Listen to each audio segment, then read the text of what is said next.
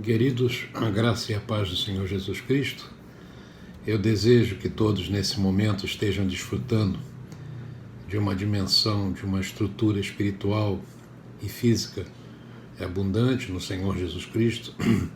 Nós estamos hoje, neste domingo de manhã, nos reunindo aqui espiritualmente, mesmo que de forma virtual, mas espiritualmente nós estamos juntos, para fazermos um pequeno estudo que eu considero importante, um tema que nós já conhecemos há algum tempo, mas que é importante para nós meditarmos nele nesses dias, né? Eu quero falar sobre o aspecto do primeiro amor, das coisas que envolvem a nossa vida no dia a dia, que muitas vezes nós nos desapercebemos por causa das nossas atividades, por causa das nossas agendas, não é? E eu quero começar esse estudo, né, começando assim de uma forma muito simples,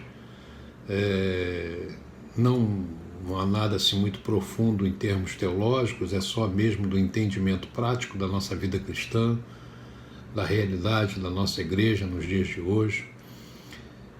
Nós temos aí 2020 anos de igreja, né?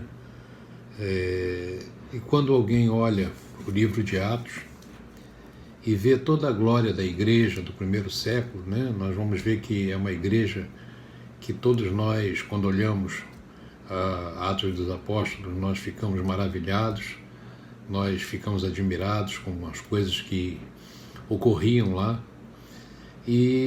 Mas é um fato, né, que já naquele tempo, depois da partida do Senhor Jesus Cristo, depois das igrejas serem fundadas lá na Ásia, é difícil aceitar que aquela igreja primitiva, aquela igreja vibrante, aquela igreja de Pentecostes, não é? No final do primeiro século, tenha começado a decair, não é? E a gente observa através de uma lida rápida, de um panorama rápido nas Escrituras, na Bíblia. João, o apóstolo João, ele foi o único dos apóstolos vivos, né, sobrevivente dos 12, que foi escolhido para presenciar essa decadência da igreja, né? E Deus quis preservar a João até esse tempo para que ele contemplasse, não só contemplasse a decadência, mas sobretudo para que ele mostrasse o caminho de volta, né? Deus, ele é tão maravilhoso que ele nos dá sempre o escape. A Bíblia diz que nós temos o escape. Antes que as tribulações venham, Deus prepara o escape. E João, ele provavelmente era o mais jovem dos apóstolos, e ele foi o último a ser levantado por Deus para falar, né, naquele tempo. Antes dele um pouquinho, falaram o apóstolo Pedro e, claro, especialmente o apóstolo Paulo, que foi fundador das igrejas. Mas estes dois apóstolos, eles já tinham partido quando João, de uma forma sobrenatural, né, muito provável fosse realmente o único sobrevivente dos 12 apóstolos, ele começa a presenciar essas coisas. Muitas coisas aconteceram e muitas coisas mudaram naqueles anos. E João, na verdade, era já naquele tempo de Apocalipse, por exemplo, ele já era um ancião de 100 anos, né? Mas mesmo assim Deus o usa para falar. E João, ele estabelece primeiramente, né, em Éfeso, ele foi morar em Éfeso, né, primeiramente, depois da morte de Paulo, e ali e depois ele vai para a ilha, né, separado, ele foi exilado, né?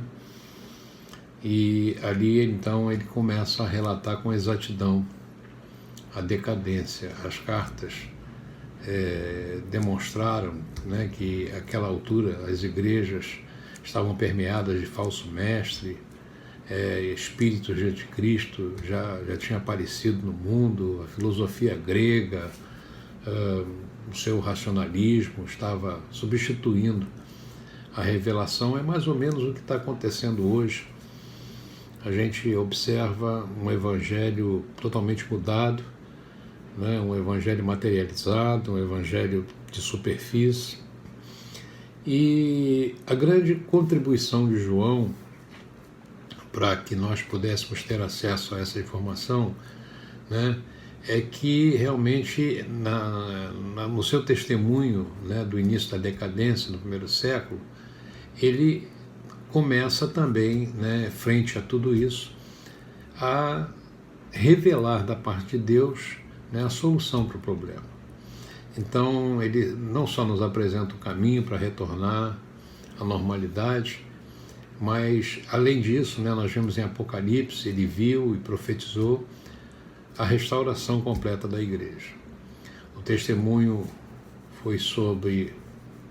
dele basicamente, né, foi sobre um novo céu, uma nova terra, e ele diz lá em Apocalipse, capítulo 21, verso 2, ele diz assim: e eu, João, vi a santa cidade, a nova Jerusalém, descender dos céus de Deus, adereçada como uma esposa ataviada para o seu marido. Aí nós começamos a ver a restauração, né, e o final da igreja relatado nessa palavra de João. O Apocalipse de João, ele contém 7 cartas, nós sabemos disso, do Senhor Jesus às igrejas da Ásia, que são Éfeso, em primeiro lugar, Esmirna, Pérgamo, Tiatira, Sardes, Filadélfia e Laodiceia, né? E o que nos chama a atenção é que das 7 igrejas, somente 2 não receberam recriminação da parte do Senhor, né? As 5 outras restantes passaram por um crivo, não tem aprovação divina, né? E esse fato ele confirma a situação de decadência que aquelas igrejas já começaram a experimentar no final do primeiro século. E eu quero, assim, de forma pontual, fazer uma meditação a respeito da igreja de Éfeso, né? A primeira carta de Apocalipse foi dirigida à igreja de Éfeso. Por que isso é importante para nós? Porque, na verdade, nós vivemos assim como que em paralelos, as coisas parecem que são recorrentes, não é? Na vida da igreja e na nossa vida também. E a igreja do primeiro século, que foi escolhida pelo Espírito Santo como exemplo para falar, né, o que o Espírito queria dizer às igrejas de todos os tempos, por isso é que nós temos acesso, foi escolhida em primeiro lugar dentre as 7, né? As mensagens das 7 igrejas mostram os possíveis estados espirituais de qualquer igreja em qualquer época, né?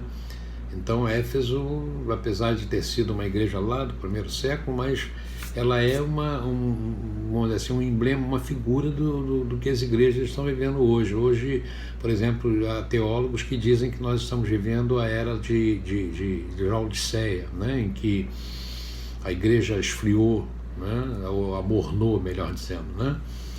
Então o fato da mensagem da igreja de Éfeso se apresentar em primeiro lugar, ela indica aqui que nós encontramos um princípio de decadência. E é justamente isso que nós precisamos avaliar, precisamos estudar e avaliar na nossa vida cristã. Nós sabemos a igreja do primeiro século, ela começou a decair quando perdeu o seu primeiro amor. E nós vemos nesse sentido, eu falei que nós estamos vivendo a era de Laodiceia. Laodiceia representa de fato esse último estado da igreja, né? A situação da igreja. Perdeu o primeiro amor. Aliás, quando qualquer igreja, não é, que se desvia dos caminhos do Senhor, a primeira coisa que acontece, ou seja, o primeiro ponto motivador é realmente abandonar o primeiro amor, né? E se o estado espiritual da igreja de Éfeso representa, em termos gerais, a realidade de toda a igreja do primeiro século, nós podemos dizer então que o primeiro amor na igreja começou a ser perdido no final do primeiro século, ou seja, a coisa é antiga, né? Então, por isso, seria muito bom, importante nós nos perguntarmos se o primeiro amor tem parte na nossa experiência de igreja. É preciso que nós estejamos sempre nos avaliando nesse sentido, e é inegável que que a partir da reforma protestante o Senhor começou a obra de restauração da igreja, né? A justificação pela fé, a cura divina, os batismos no Espírito Santo, os ministérios, né? E outros. São verdades de que claramente o Senhor começou a restauração da sua igreja. Mas nós podemos dizer com clareza, né, que também o primeiro amor foi uma restauração que o Senhor começou a operar, né? A resposta, ela vem obviamente pelo nós entendermos o que é ser o primeiro amor.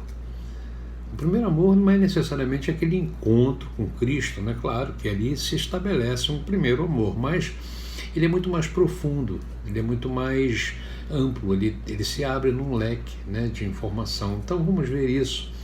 A qualidade, nós vamos ver através da qualidade da igreja de Éfeso, né? Que espécie de igreja era Éfeso quando o Senhor teve que reprovar a perda do seu primeiro amor. Se não tivéssemos a Bíblia, a Escritura, pareceria que Éfeso seria uma igreja mundana, uma igreja fria, uma igreja carnal, preguiçosa, né? Pareceria que depois do Senhor, né, dizer a esta igreja, eu conheço as tuas obras, o que encontraríamos seria algo assim: eu conheço os teus ciúmes, as tuas divisões, as tuas carnalidades, os teus pecados sexuais, etc. Mas isso não é o que nós encontramos, claro que não.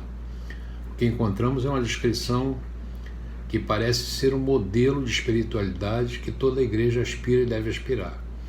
As obras da igreja são: eu conheço, né, o seu trabalho, a sua perseverança, que não suportastes, né, que pôde suportar os maus, provaste, né, o que se dizem ser os apóstolos e não são, né, e os achaste mentirosos, sofreste, foste perseverante, trabalhaste arduamente por amor do meu nome, não desfaleceste.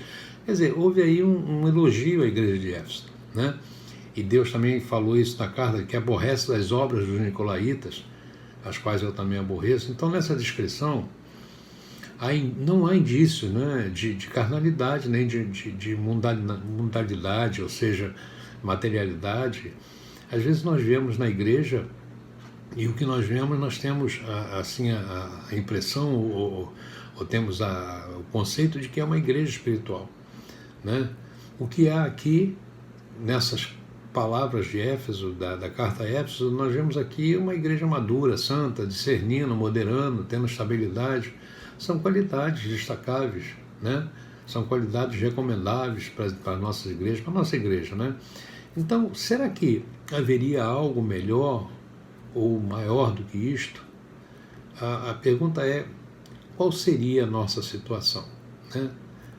Então, diante disso, se esta for a igreja que o Senhor reprovou, mesmo conhecendo as obras dela, que não negastes, se resistis, foi perseverante, mesmo conhecendo isso tudo, por que ele reprovou? Porque ele trouxe esse cunho, né, de reprovação.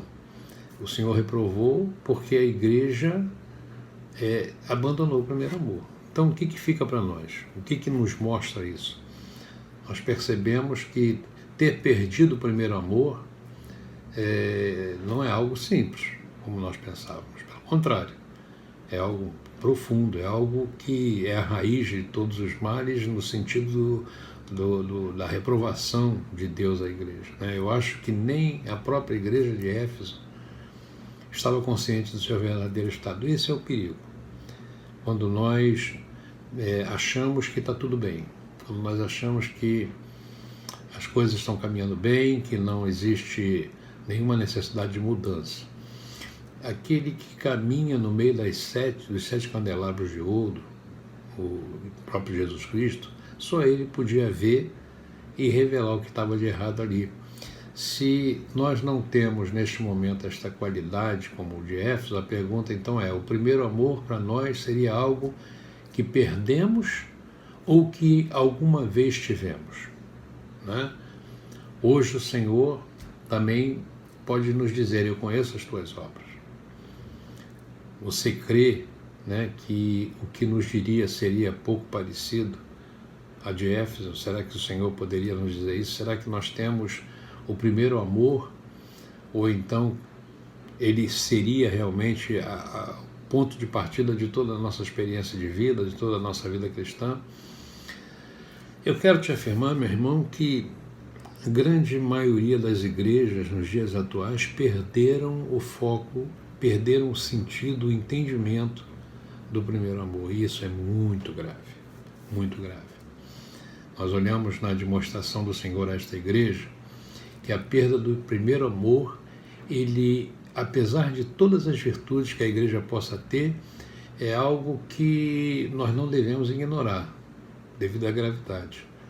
Porque a perda do primeiro amor, ela anula, ela vai anulando, é uma sequência, né? É uma vinculação de consequências, ela vai anulando todas as formas, todas as coisas que o próprio Espírito Santo nos deu na administração da nova criatura, né? O caráter de Cristo, a mansidão, a longanimidade, a temperança, a bondade, a misericórdia, o amor, a unidade, a comunhão. Então, o Senhor, ele diz, ele fala para a igreja naquela época, através de João, ele diz: lembra, portanto, de onde caíste, arrepende-te e faz as primeiras obras. E ele faz uma ameaça, mas ele diz, olha, se tu não te arrependeres, eu logo virei a ti e tirarei do seu lugar o teu candeeiro. A perda do primeiro amor é uma gravidade. Às vezes nós temos que olhar para essa história, para essas coisas, e trazer para a nossa vida. Muitas vezes nossa vida fica como quando nós dizemos que nós somos a igreja, né? Também essas palavras são pessoais, né? Assim como Deus estava falando, Jesus estava falando lá para Éfeso: lembra onde caíste, arrepende-te, né? E faz as primeiras obras, ou seja, aquelas obras que nós começamos quando nos convertemos, né? Arrepende-te, né? Porque senão eu logo virei e tirarei do seu lugar o teu candeeiro. Então, isso para a nossa vida demonstra que muitas coisas acontecem, muitas coisas ocorrem, é como um fechamento, um amortecimento da vida, um amortecimento das longanimidades, do desfrutar das promessas. Então Deus está falando ali que era tão grave aquela igreja ter abandonado o primeiro amor, que caso não fosse corrigido, significaria que mais cedo ou mais tarde aquela igreja poderia desaparecer. O que significa isso para nós, irmãos? Que se nós não estivermos atentos, também toda a nossa espiritualidade, toda a nossa esperança, toda a nossa convicção de fé, ela simplesmente desaparece. E nós voltamos a ficar endurecidos, voltamos a ficar petrificados diante dos dons ministeriais, dos dons espirituais. Então, aos olhos de Deus, aquela igreja não tem remédio a não ser arrepender-se. Do contrário, o candeeiro seria tirado do seu lugar. O que Deus queria dizer com isso? Quando nós olhamos Apocalipse, os 7 candeeiros são as igrejas, né? Portanto, o que o Senhor quis dizer é que se a igreja não se arrependesse, voltasse às primeiras obras, que perderia aquilo que era importante, que era a presença de Cristo, a presença do cabeça no meio da igreja. A igreja perderia a sua essência. Em outras palavras, deixariam de ser igreja. Quando nós vemos isso e nós trazemos para a nossa vida, é como se dissesse: vocês simplesmente deixarão de ser igreja. Vocês serão simplesmente um amontoado de gente, uma assembleia, né, de pessoas, mas sem espiritualidade, sem revelação, sem unção, sem autoridade. Provavelmente eles seguiriam como qualquer outra coisa, menos como igreja do Senhor Jesus Cristo. Então, nós vemos que a perda do primeiro amor, ela significou nada mais, nada menos do que uma queda. Por que significou uma queda? Porque Jesus, ele fala naquela: lembra de onde caíste, né? Antes estava no topo e agora está no vale. Não é assim com a vida de muitas pessoas. Tem pessoas que já experimentaram coisas tão maravilhosas, como crente, como filho de Deus. Eu conheço histórias de pessoas que tiveram assim uma vida de igreja, uma vida de crente fantástica, alegre, feliz, produtiva, não é? E de repente aquilo parece que amorteceu, porque aos pouquinhos foi desviando, saiu do foco, esqueceu o primeiro amor, as primeiras obras, aquilo que realmente movimentou a alma e transformou a vida, né? Então, vamos fazer essa pergunta: no que consiste, né, o primeiro amor? Então, para responder essas perguntas, nós vamos ao contexto geral do livro, né, por partes. A revelação de Jesus Cristo. Em primeiro lugar, a forma em que Cristo se apresenta a cada igreja e que corresponde à sua necessidade. Quer dizer, a revelação de Jesus Cristo para esta igreja específica. Não só revela o problema do pecado, mas como também provê a solução. Deus, ele sempre proverá a solução. Deus, ele sempre estabelecerá um caminho de volta. Então, Jesus Cristo, como é que ele se apresenta à igreja de Éfeso? Ele diz assim: o que tem as 7 estrelas em sua mão direita, né? O que caminha no meio dos 7 candeeiros de ouro. Só o Senhor Jesus Cristo conhecia verdadeiramente o estado das igrejas. Então a expressão "o que caminha no meio" indica que Jesus Cristo está sempre no meio da igreja. E nós podemos também, como igreja viva, saber que Jesus Cristo está sempre conosco. Ele caminha no nosso coração, caminha em nosso meio. Então, a perda do primeiro amor significa justamente essa relação direta com Cristo, né, no meio da igreja, essa relação direta com o nosso Salvador também se perder. É exatamente o que o amor, né, de Cristo, ou o amor a Cristo, tenha deixado de ser a motivação central da nossa vida, ou a motivação central da igreja como um corpo, como um todo.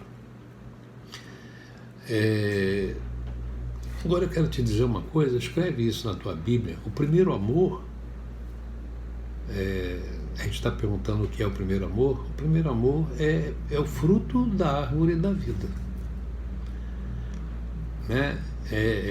Quando nós olhamos a carta, em segundo lugar, na promessa final dessa carta a Éfeso, o Senhor, ele promete ao vencedor, isto é, ao que se arrepende, ao que acorda, né, para a sua vida cristã, para a sua vida espiritual, para a sua vida congregacional, para a sua vida como filho de Deus, ao que enxerga a necessidade, né, de se consertar, né, ao que volta às primeiras obras, né?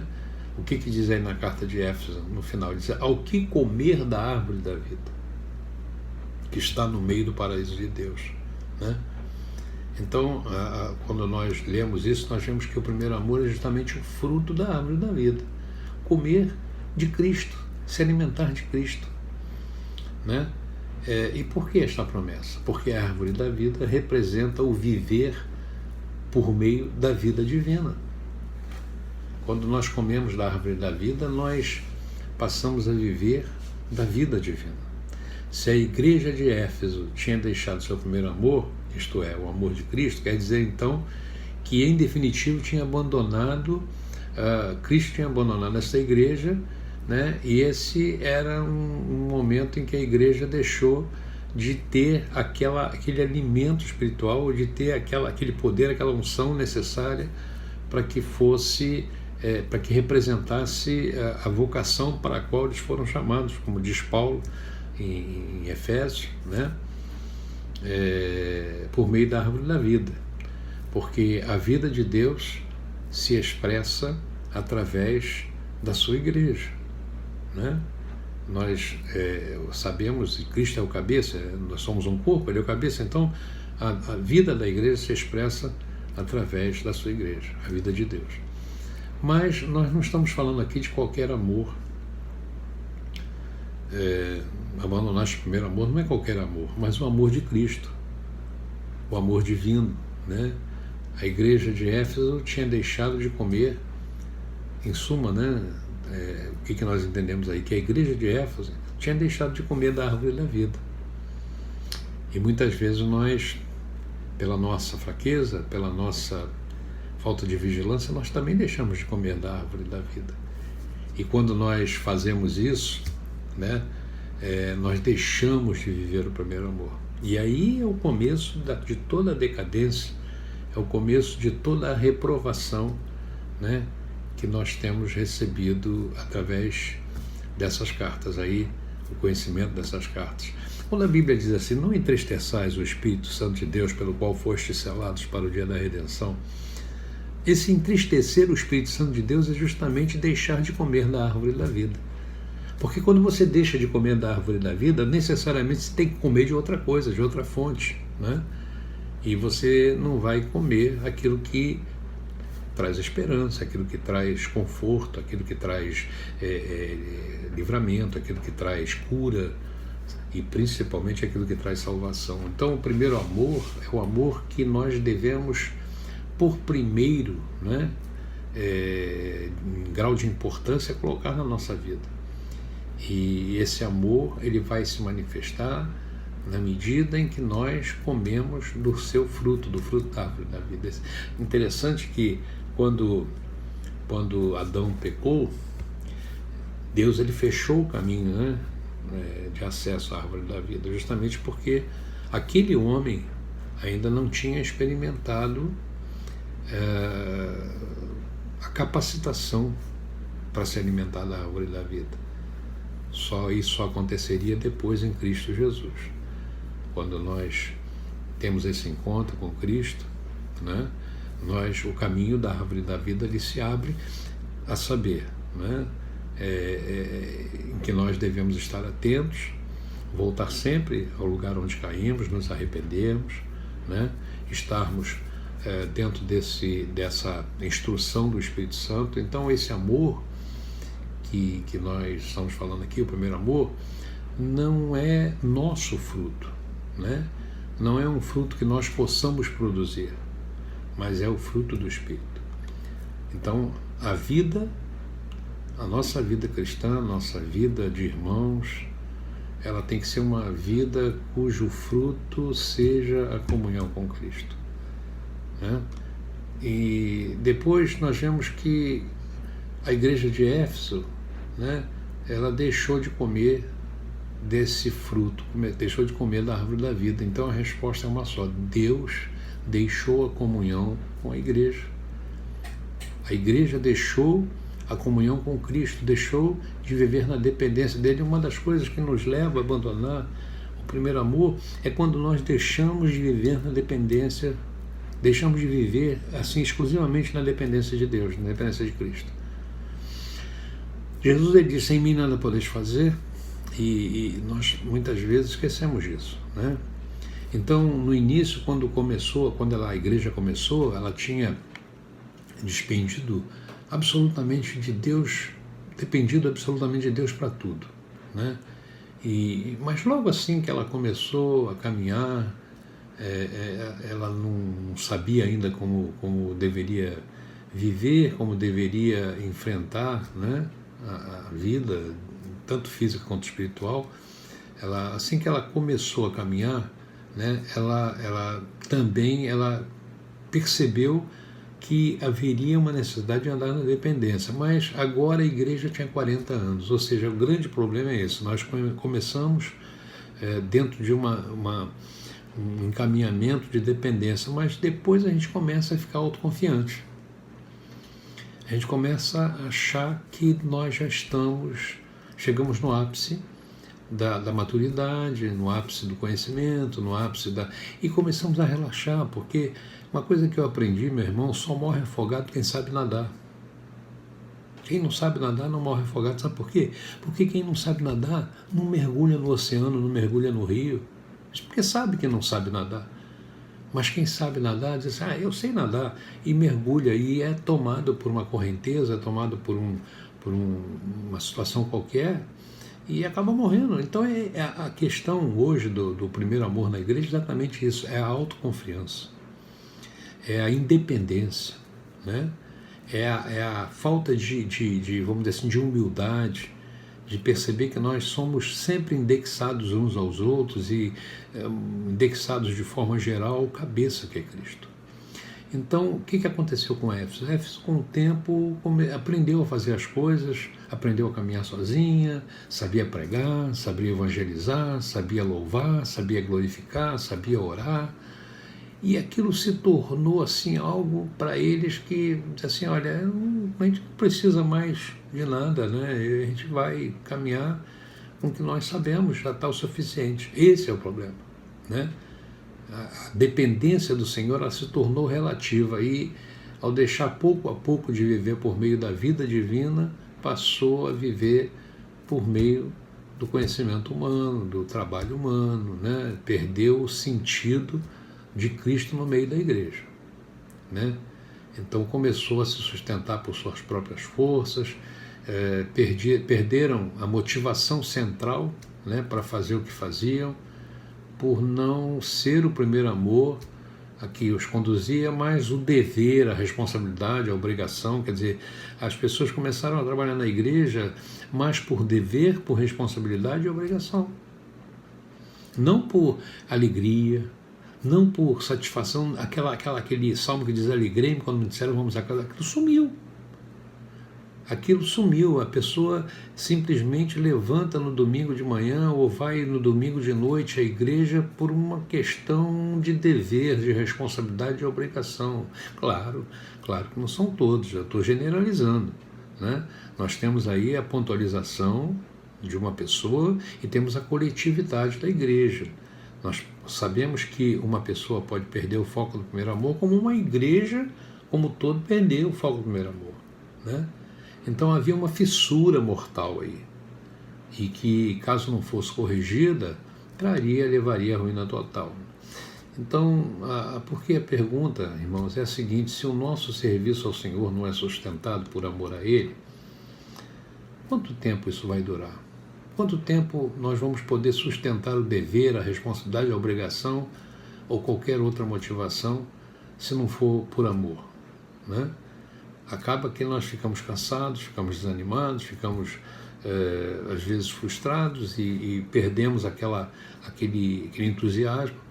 Então, a igreja de Éfeso, ela tinha 8 anos de idade aproximadamente, quando Paulo começou a escrever para eles. Ele diz no capítulo 1, verso 15, ele diz assim: por esta causa também eu, tendo ouvido da vossa fé em Jesus Cristo e do vosso amor para com todos os santos, que Ele ilumine os olhos do vosso entendimento, para que saibais qual é a esperança para que Ele vos tem chamado. Então Paulo, ele fala, né, a respeito da qualidade que aquela igreja tinha aos 8 anos de idade, né? Sabendo, tendo ouvido da vossa fé. Nós, muitas vezes, apresentamos uma fé maravilhosa no Senhor Jesus Cristo, né? Paulo diz assim: do vosso amor para com todos os santos. Às vezes nós temos um amor tremendo com os nossos irmãos, né? Mas nós precisamos de uma coisa. Paulo lhe diz com muita clareza: que Deus ilumine o vosso entendimento, para que nós continuemos, né, firmes, sabendo qual é a esperança que nós temos, né, pelo chamado que recebemos. Então veja que aqui a ênfase é tal na fé que as obras, elas não são mencionadas.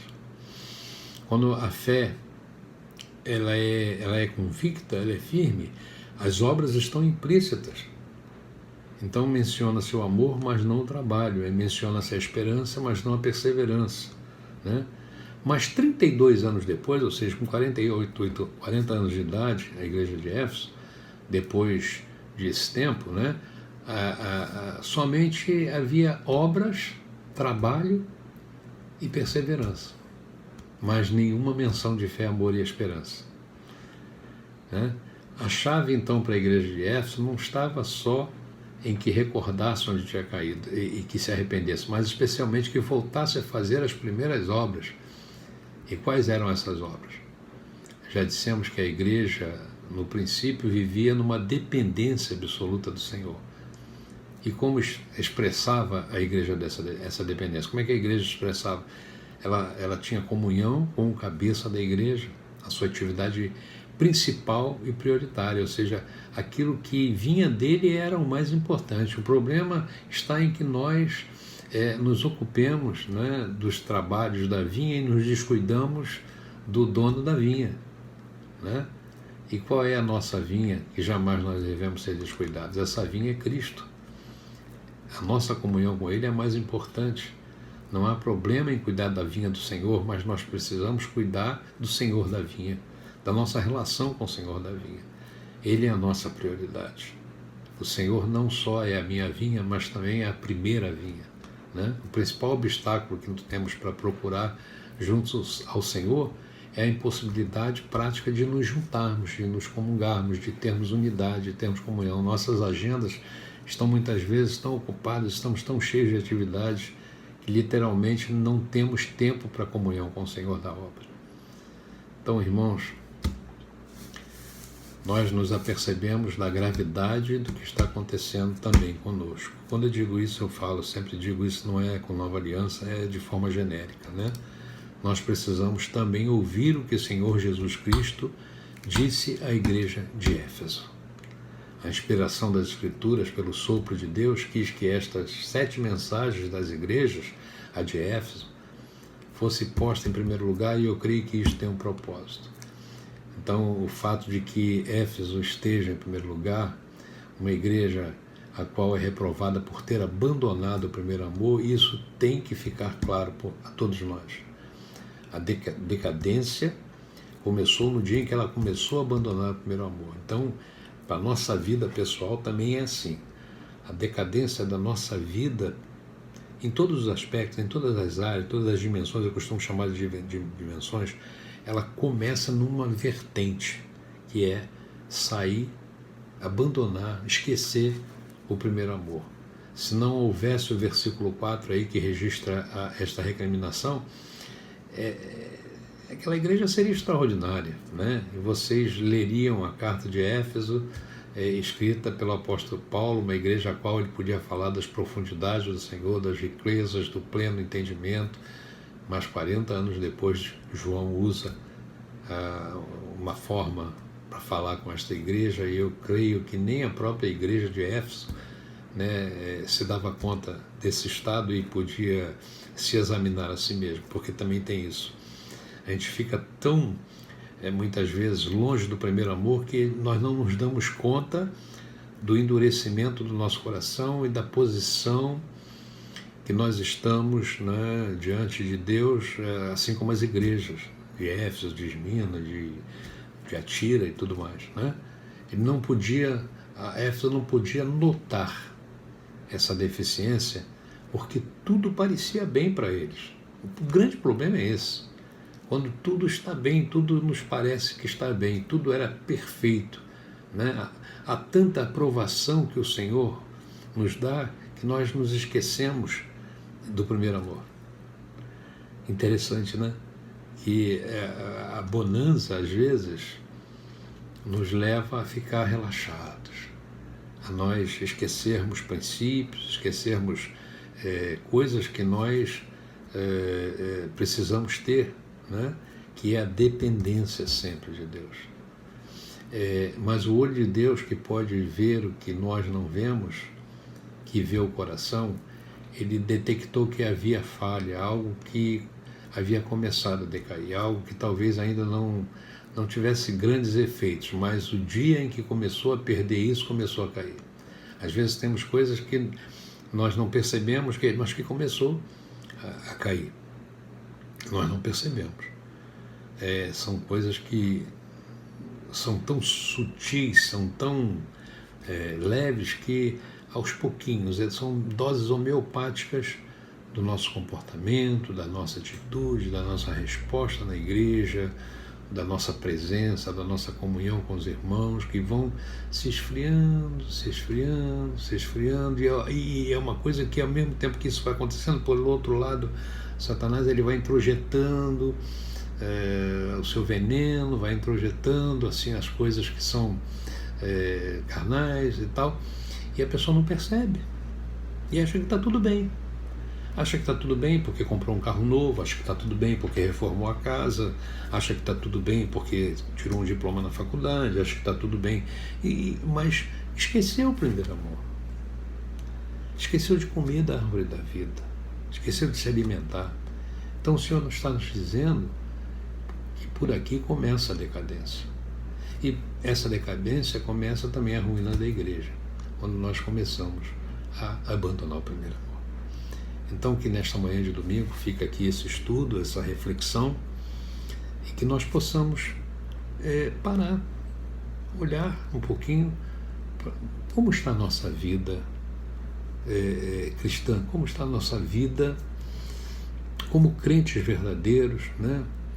Se está disposta na dependência de Deus, se está comendo da árvore da vida no sentido de estar sempre se alimentando da palavra, da oração, buscando sempre o Senhor, né? Buscando sempre aquele que está no meio da igreja como cabeça, ou estamos realmente como a igreja de Éfeso. Nós temos da parte de Deus essa manhã maravilhosa, nós estamos passando dias difíceis, mas nós vivemos numa outra dimensão. Haverá um momento em que nós vamos precisar muito viver essa dimensão espiritual, porque a dimensão carnal, a dimensão material será um caos. Nós sabemos disso, né? Então eu quero que Deus te abençoe, quero que você seja rica e poderosamente instruído pelo Espírito, acordado pelo Espírito, e volte ao primeiro amor. Volte a se alimentar da árvore da vida, a comer da árvore da vida, para que você tenha alegria interior, para que você tenha uma motivação que o mundo ele não pode dar. Ele até dá certas motivações, mas são como aquele fogo, quando a gente joga o álcool no carvão, vai, de repente acaba, né? Que Deus te abençoe, que Deus te guarde, que Deus te ilumine, que eu faço assim a mesma oração de Paulo, que Deus ilumine os olhos do vosso entendimento, né? Para que vocês percebam e respondam na coerência da vocação a que fostes chamados. Amém? Fiquem na paz do Senhor, que a graça redentora de nosso Senhor Jesus Cristo, o amor de Deus Pai, as divinas e as maravilhosas consolações, a comunhão com o Espírito Santo de Deus esteja sobre a tua vida, meu irmão e minha irmã. Assim eu te abençoo, em nome do Senhor Jesus Cristo, e que todos digam amém, amém e amém.